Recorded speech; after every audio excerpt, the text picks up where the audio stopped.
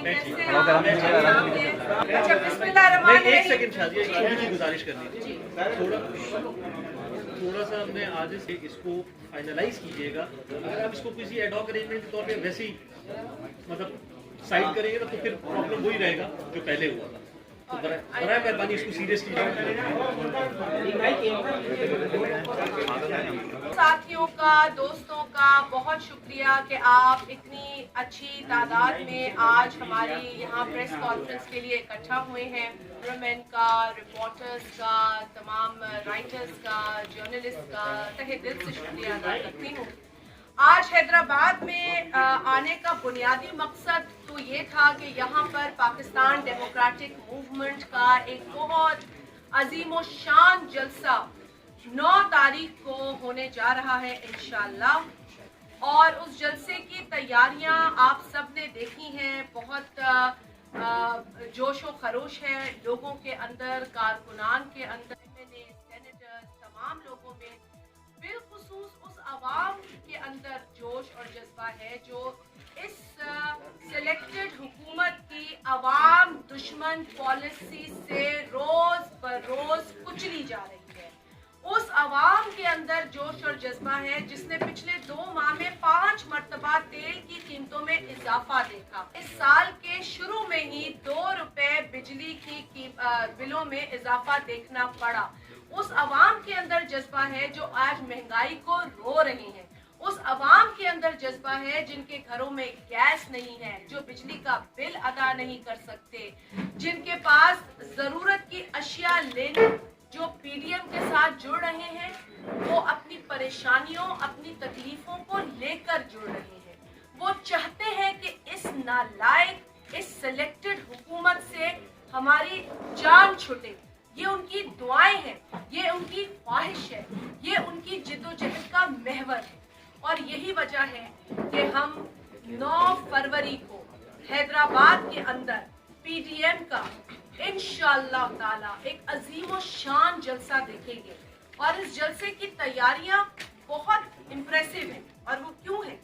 1986 में जलसा होता है शहीद मोहतरमा बेनजीर भुट्टो साहिबा का। फिर 2007 में जलसा होता है। 17 में पाकिस्तान पीपुल्स पार्टी के चेयरमैन जनाब बिलावल भुट्टो जरदारी साहब का एक और अजीम शान जलसा होता है। इन तमाम जलसों से ज्यादा हम उम्मीद कर रहे हैं, बल्कि अपनी काविशों पे ये यकीन है कि उन तमाम से ज्यादा बेहतर जलसा होगा और इम्प्रूवमेंट के साथ होगा।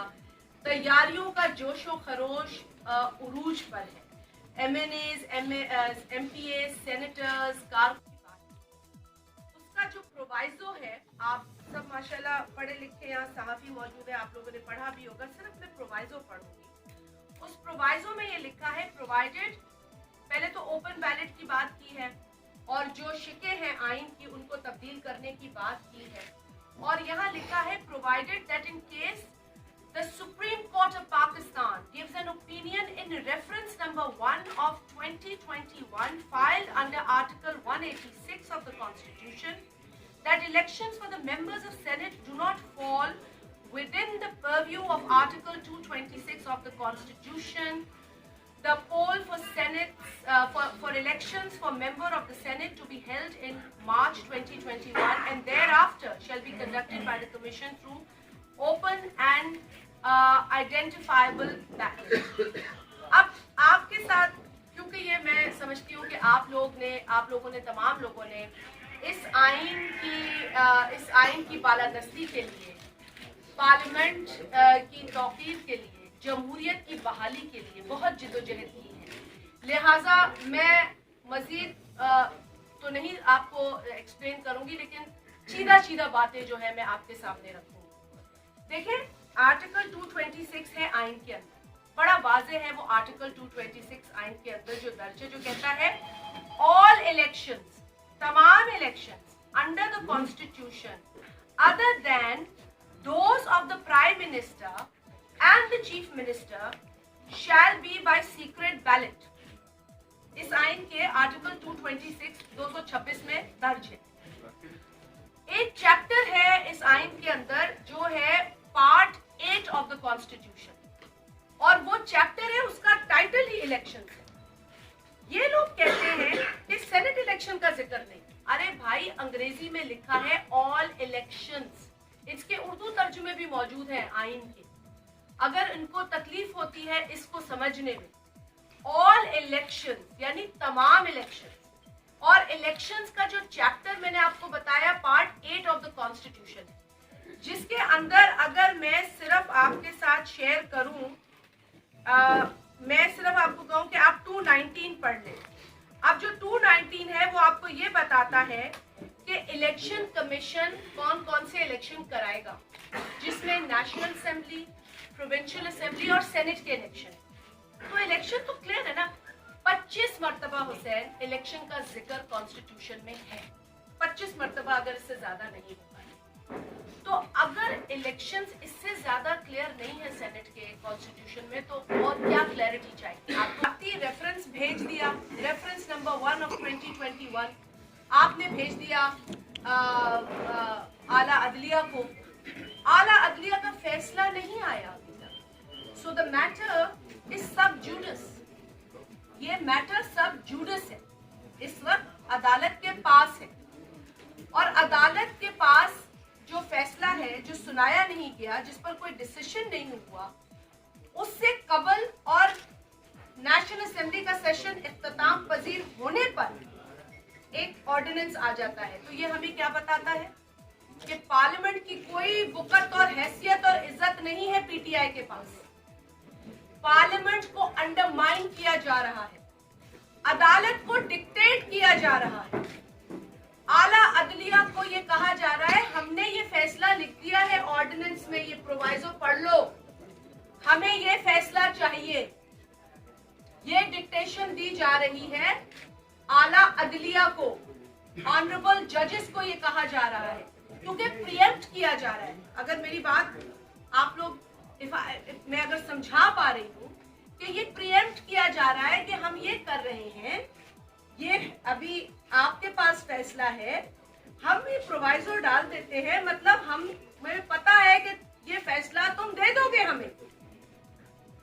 तो इदारे को, अदलिया को मुतनाज़ा बनाया जा रहा है।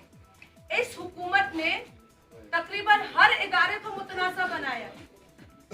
इसने हमारे सिक्योरिटी के इदारों को मुतनाज़ा बना दिया है।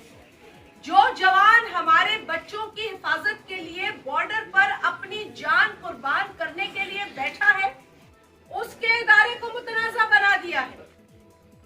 पीटीआई की नाअहल नालायक हुकूमत जिस सहारे पे खड़ी है वो हम सब जानते हैं, लेकिन इदारों को मुतनाज़ा हम बनने नहीं देंगे।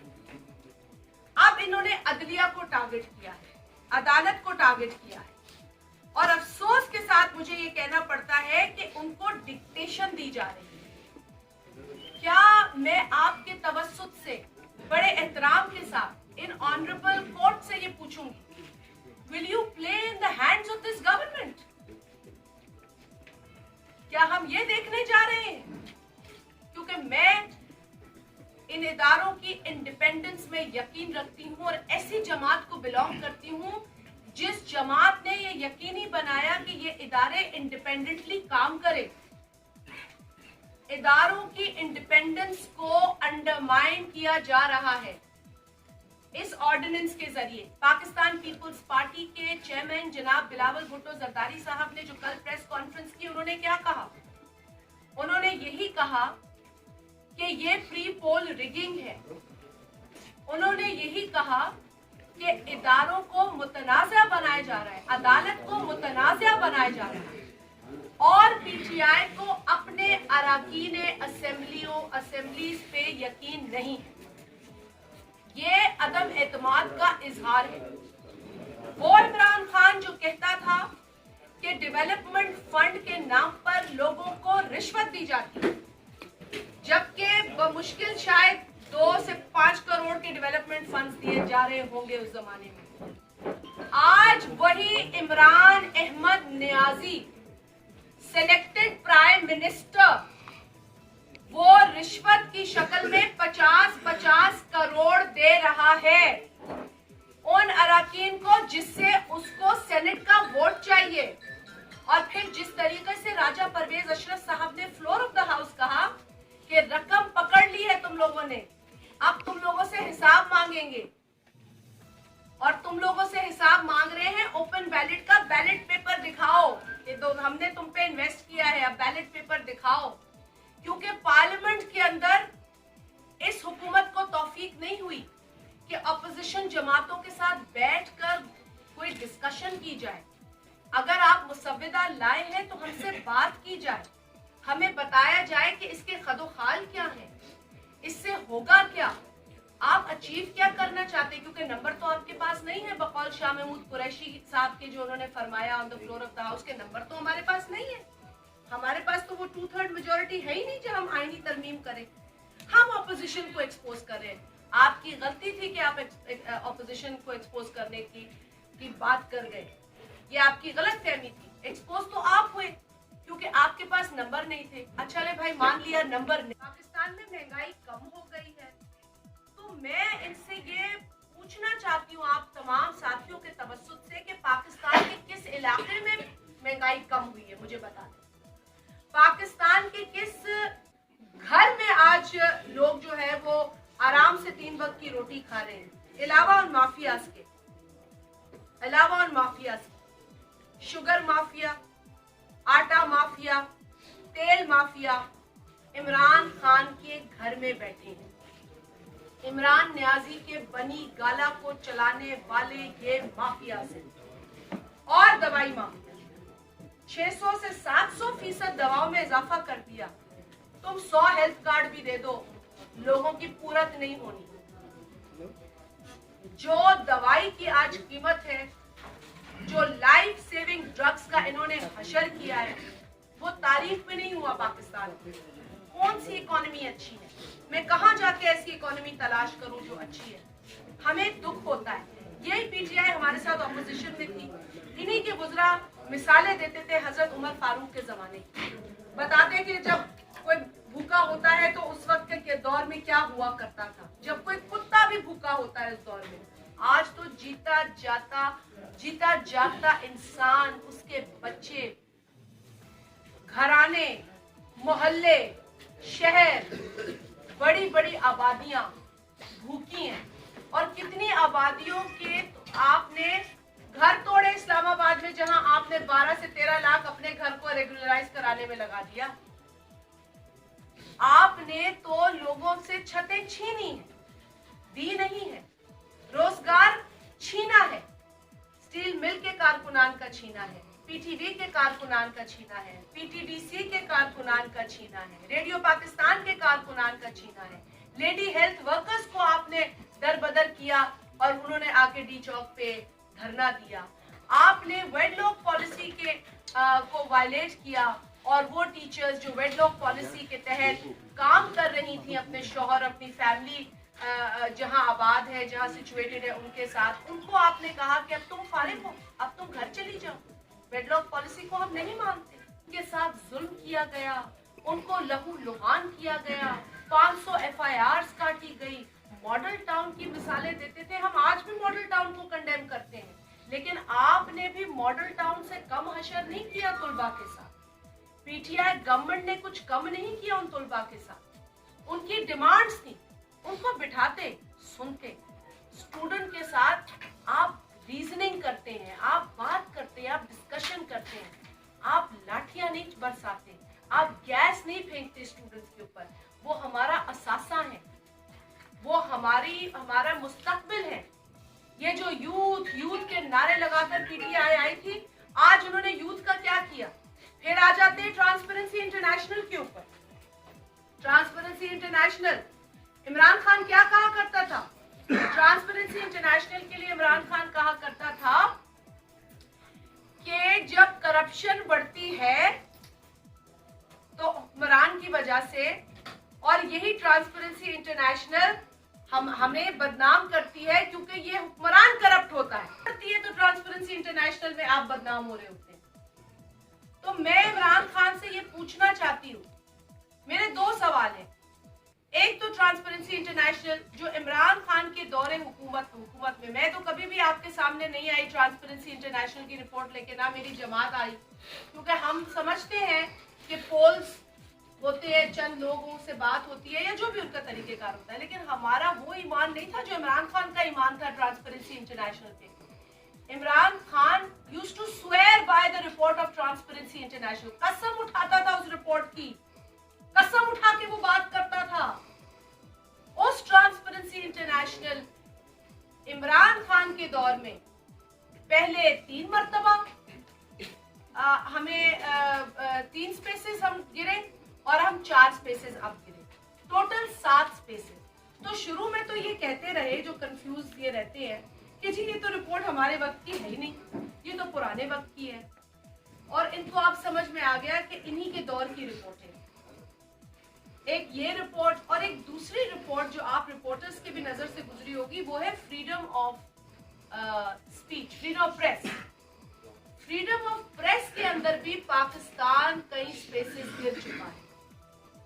आज तो कोई वॉर ऑन टेरर नहीं है पाकिस्तान के अंदर जब बम फट रहे हैं।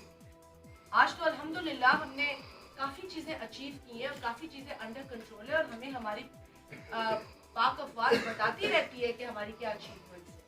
क्योंकि एक दौर था जब हमें बमों का भी मुकाबला करना होता था, हमें एक्सट्रीमिस्ट का भी बहुत मुकाबला करना होता था, हमें दहशतगर्दों का मुकाबला होता था, लेकिन आज तो सिर्फ और सिर्फ आजादी राय पे पाबंदी है। आज एक सहाफी ट्वीट करके आराम से घर में नहीं बैठ सकता अगर वो ट्वीट उसने अपनी आजादी राय के हक को इस्तेमाल करके की। अगर उसने कोई तल्ख बात लिखी हो हुकूमत के हवाले से, तो दूसरे दिन उसको उठा लिया जाए, और ऐसे वाकयात हमारे सामने हैं। तो अगर फ्रीडम ऑफ प्रेस की भी रिपोर्ट आई है तो उन हालात को देख कर आई है ना। कोई दुश्मन नहीं है पीटीआई का, लेकिन पीटीआई की कारकर्दगी उसकी सबसे बड़ी दुश्मन है। ट्रांसपेरेंसी इंटरनेशनल में 7 स्पेसेस हम गिर चुके हैं। यह इमरान खान को लग रहा होगा ये तरक्की है, ये तरक्की नहीं है, ये जवाल पजीर हुए हम, ये नुकसान हुआ हमारा। मैं पोलियो पे बात करूं तो कम है कि पोलियो के आज क्या आदादो शुमार है पाकिस्तान के अंदर। पोलियो के अंदर अता बाबर नामी एक शख्स ने इतना बड़ा पोलियो मुहिम को नुकसान पहुंचाया, आज तक उस पर कोई सजा आयद नहीं की इस हुकूमत ने। दूसरे मुमालिक के तो मिनिस्टर्स को इस्तीफे देने की बातें करते थे इमरान खान कि फलाना वहाँ रेल का हादसा हो गया इस्तीफा दे दो, फलाना वो ये हादसा हो गया उसको वो इस्तीफा दे देना चाहिए। भाई अपने मुल्क में पोलियो जैसी मुहिम वो बाबर अता नामी शख्स ने तबाही फैलाई। What did you do? You did nothing. You covered it up. आपने किसी माफिया को पकड़ा नहीं क्योंकि माफिया आपके साथ है। आपने इदारों को तबाह किया। पता नहीं कितने इदारों से कितने हजार लोग, if I'm not wrong, अभी